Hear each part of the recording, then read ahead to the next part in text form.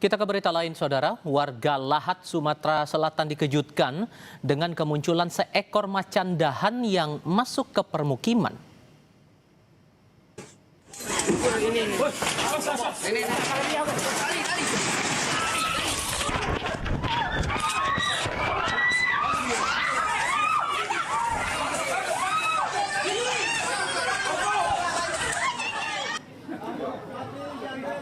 Peristiwa yang Anda lihat tadi terjadi di Desa Talangbrangin, Kelurahan Bandar Agung, Kabupaten Lahat, Kamis pagi.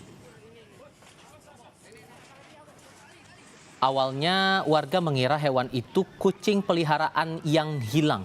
Namun saat dilihat jelas di bawah mobil, ternyata bukan kucing melainkan seekor macan dahan yang bersembunyi.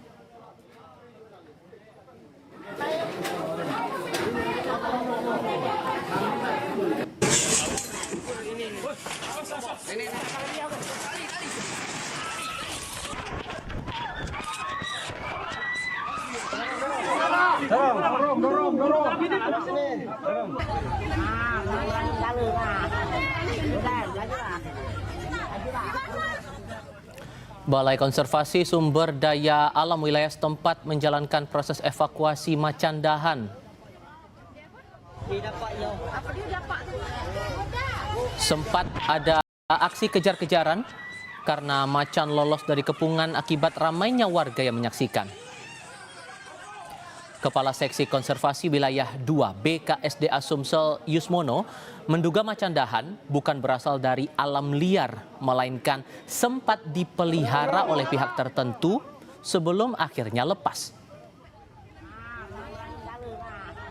Berada di tengah-tengah kota dan di tengah-tengah pemukiman yang cukup padat, sehingga jauh dari hutan sebagai habitat macan dahan. Jadi kecil kemungkinan kalau ini adalah macan dahan yang liar. Ini adalah kemungkinan besar, ya dugaan kami itu adalah piaraan yang lepas. Begitu sudah sehat, kita akan lakukan proses rehabilitasi untuk kemudian kita lepas liarkan kembali di alamnya. Di Bandung, Jawa Barat, macan tutul yang sempat masuk ke perkampungan warga sudah dibawa pihak Balai Besar Konservasi Sumber Daya Alam setempat. Macan tutul akan dibawa ke pusat rehabilitasi untuk diperiksa lebih lanjut. BBKSDA Jawa Barat menyatakan wilayah Maruyung atau tempat macan tutul berkeliaran berdekatan dengan gunung yang menjadi habitat dari macan tutul ini.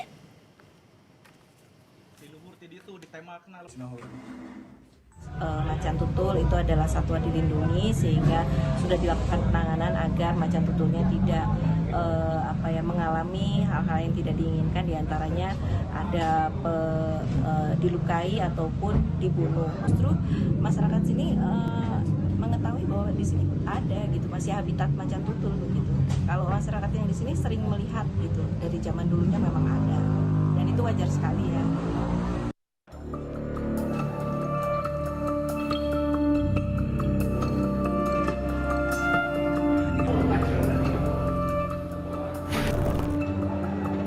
Kurang dari 6 bulan terakhir, 2 kali macan tutul masuk ke permukiman warga. Kamis kemarin, seekor macan tutul masuk ke dalam desa Maruyung, Kecamatan Pacet, Kabupaten Bandung Barat. Macan tutul ini sempat berusaha kabur, namun terjepit di antara pagar dan tembok rumah. 2 orang terluka saat mencoba mengevakuasi macan tutul yang berusaha mengamuk. 2 jam karena terbentur alat dan ruangan yang di tempat ini tuh susah, jadi perlu ada alat untuk memotong besi. Dan yang saya tahu, saya sendiri sudah melihat ada 2 usia di bawah 50 dan di atas 40. Apanya, Pak? Tangannya kegigit, digigit parah.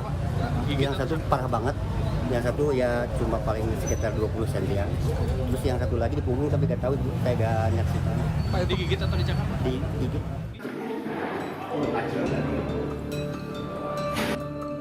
Oktober tahun lalu, macan tutul Jawa justru masuk ke dalam kamar hotel di Bandung.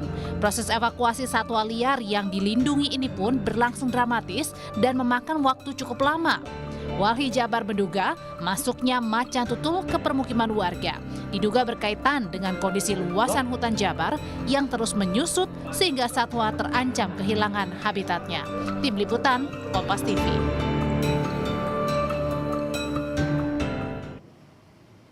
Kami diskusikan fenomena macan dahan yang masuk ke permukiman warga Lahat Sumatera Selatan ini bersama Kepala Seksi Konservasi Wilayah 2 BKSDA Sumatera Selatan Yusmono. Pak Yus, selamat sore dengan Tifal di studio, Pak. Selamat sore, Pak. Oke, terima kasih sebelumnya sudah bergabung bersama kami. Sebelumnya sempat disampaikan dugaan bahwa macan dahan ini dipelihara warga. Sudahkah ini dikonfirmasi siapa pemiliknya, Pak?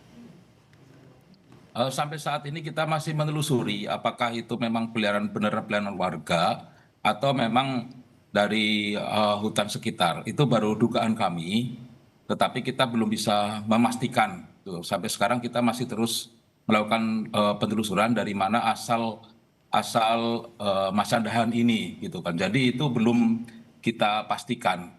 Sampai keluar ada dugaan itu, oke, walaupun dugaan dan ini masih ditelusurin, tapi hal apa yang menjadi tolok ukur, oh ini tampaknya memang ada upaya, ada arahnya ke sana begitu Pak. Apa bukti yang menguatkan ke situ?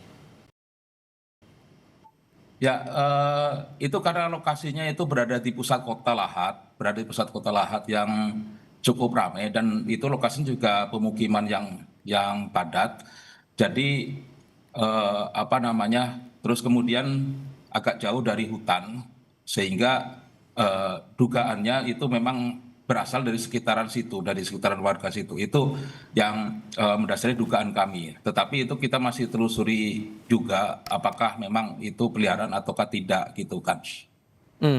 Dan kalau kemudian itu terbukti dan pemiliknya, kalaupun benar dugaan itu terbukti dan pemiliknya diketahui, sanksinya bakal gimana, Pak? Ya, kita serahkan kepada mekanisme hukum karena ini merupakan satwa yang dilindungi oleh undang-undang, sehingga ini ada sanksi hukum. Nah, dalam hal ini kita akan lakukan ini apakah kita akan konsultasikan apakah kemudian ini bisa akan diproses lebih dalam, lebih lanjut ya secara hukum, ataukah kemudian ada sanksi-sanksi yang lainnya gitu. Oke, Anda mau mengatakan bahwa ini bakal harus dikoordinasikan lagi dengan Polres tempat begitu? Ya, pihak-pihak terkait gitu kan. Melihat fenomenanya ini Pak, hewan liar bisa masuk ke permukiman warga sebatas karena alam yang diusik, atau gimana publik bisa membaca ini, melihat indikator-indikator yang berpeluang bisa memicu peristiwa semacam ini Pak? Ya, di Lahat itu kan hutan-hutannya itu juga merupakan habitat macan dahan. Jadi memang kemungkinan bahwasannya macan dahan itu berasal dari hutan di sekitar Lahat itu memang bisa. Dan saat ini kan pembangunan juga semakin banyak, dan juga